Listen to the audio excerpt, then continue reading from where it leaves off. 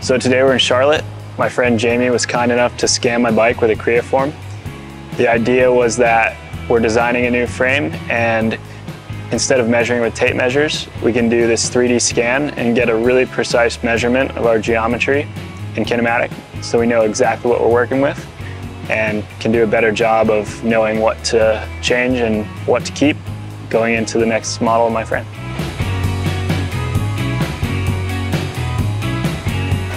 Okay, so today we're here scanning Neko's bike, and we're using the creaform system, and what we're doing is we're trying to get an overall view of really the kinematics and the overall chassis and wheelbase.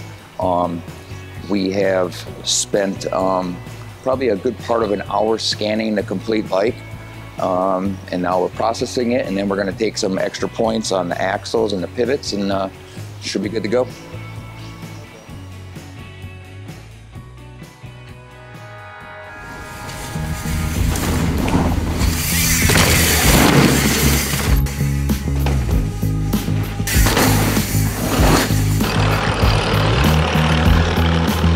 So we're here at Rock Creek for the day.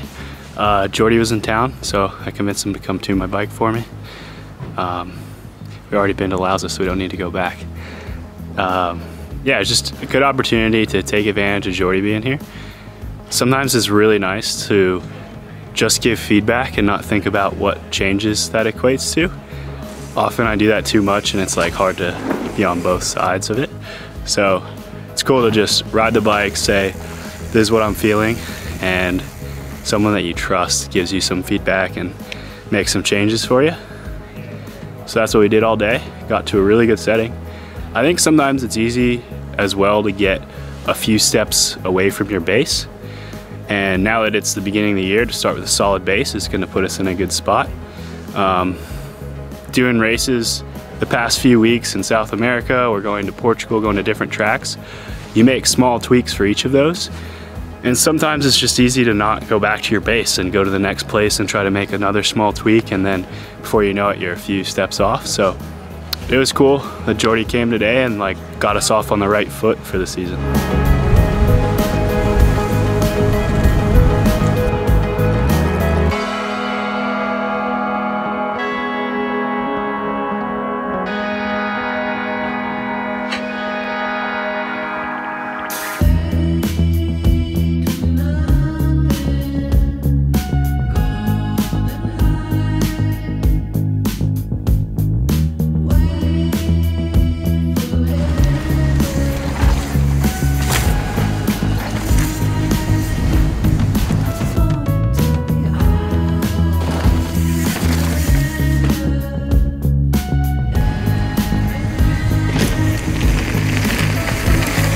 Dos más closed. Huh? Dos más closed. Two more closed. See? See, Poppy? He's a fucking mix. We go back. Dos más cerrado. Ferraro. Yeah. Slower. I feel like the adding high-speed rebound kept the bike more controlled. I think we can go open one click on high-speed compression though. Because that time we were at 3 and we were at 4 2 runs ago. And when I added 1, it felt like it helped to keep the bike like in the middle, like from sag to 150 mil travel. It felt like the bike was sitting higher, which it should do.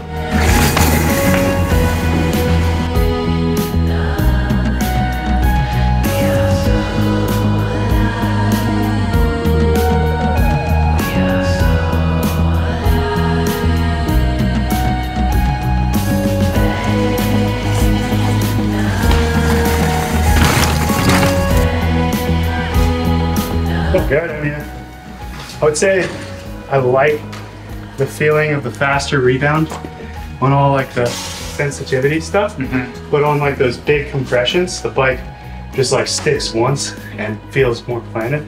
Okay. With a slower rebound. So what I did that time was I opened low a little bit, and I closed high. Yeah. And I think we could go more and keep that fast stuff for the grip and chattery stuff. Yeah. But keep it composed in the bigger hits. And it's not even losing grip, it just like feels more comfortable with it moving more. Yeah. My name is Jordi Cortes, and I work for Fox. It's a suspension Fox, not clothing Fox. I manage the race team, so anything that has to do with bike racing. We're doing some testing. I brought him a new fork cartridge, or like a modified fork cartridge. This is based on stuff we were starting last year, and we've kind of learned a little bit in the off season, taking riders' feedback and applying it to what we just put in his fork. In general, early season testing is just way more relaxed because you show up with a few different products, you know you have time, that you're generally in a place that's pretty conducive to just sitting around, talking about things, running through scenarios, whereas at a race it's like, if you mess something up or if you put the wrong spec into something, you've probably just cost that entire day. So it's a lot easier to do things in the beginning of the season. But it's also harder for the rider because they have to kind of ramp things up to race speed and balance that feeling of, this feels really good here, is this my race pace, is this what it's going to feel like in Leogang? Neko, how to put it, like, I think his work ethic is second to none, so no matter how many runs you need to get something done, that'll happen. His feedback is good, but he's not, as he's learned, I think, to not be as picky as some of them. So it's like he'll tear something apart and think about it, but he realizes when he gets to a certain point, that's it, that's good, instead of like constant fussing, which we need both. What do you think of Neko's Frameworks project? I love it. Like, it's such a cool thing for everyone involved. Like, for us, it's a great bike to test with because it's so neutral. Like, it's just a bike, right? There's no wacky designs, there's no extra pivots. It's just like pretty consistent. And it also shows what you can do by applying yourself. And it's one guy to start it with a lot of friends. Like, this kid's built his bike in a year, and it's as good as anything out there. So that's pretty cool.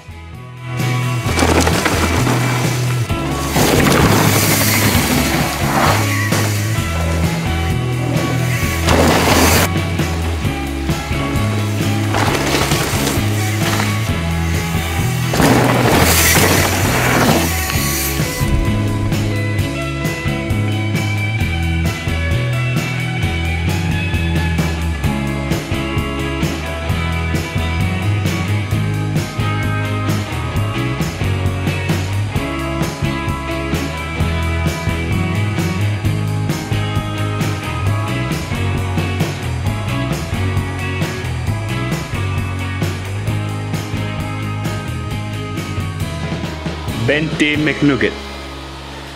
Dos hamburguesa con queso. Uno Big Mac. Tres Oreo McFlurry. Right. What are you talking about here? I'm saying everything I know in Spanish. Worldwide Cycler has been a supporter of me and my Frameworks racing program since day one. They made a cool landing page on their website where I wrote a brief summary of all the components I use and why I chose to use them.